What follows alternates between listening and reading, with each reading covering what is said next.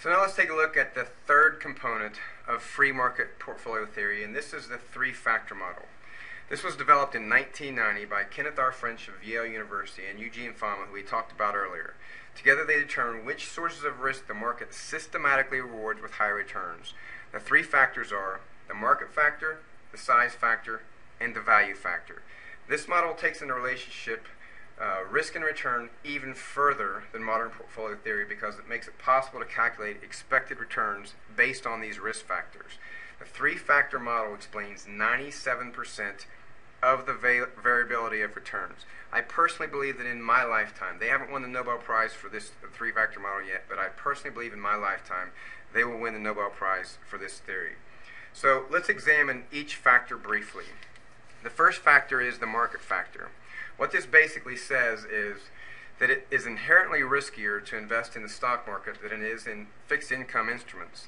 Because there is more risk involved, stocks provide a higher rate of return than fixed income instruments.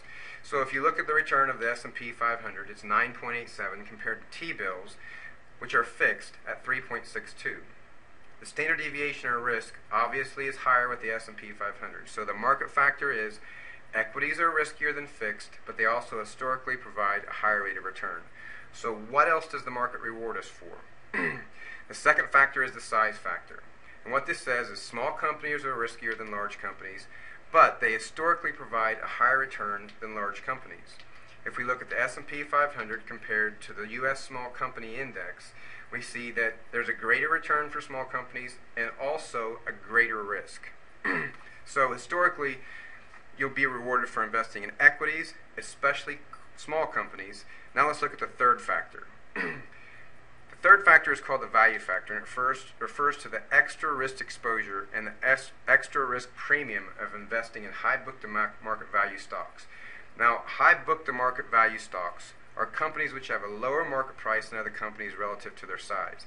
These types of companies which are usually experiencing some kind of financial distress, and usually their earnings are down. Therefore, they are riskier and offer a higher return to investors. If you look from the chart below, you can see that the S&P 500 compared to U.S. large value offers a greater return, but also has a greater risk. So the three-factor model tells us that the market rewards investors for taking risk, especially equities, a little bit more for small companies, and even a little bit more return for distressed companies. So the truth is, you can be a successful investor using the free market portfolio theory, which is made up of free markets work, modern portfolio theory, and the three-factor model. And this process eliminates the need to rely on traditional investing. So in the next video, we're going to review and pull everything together that we've learned today. So continue on to the next video.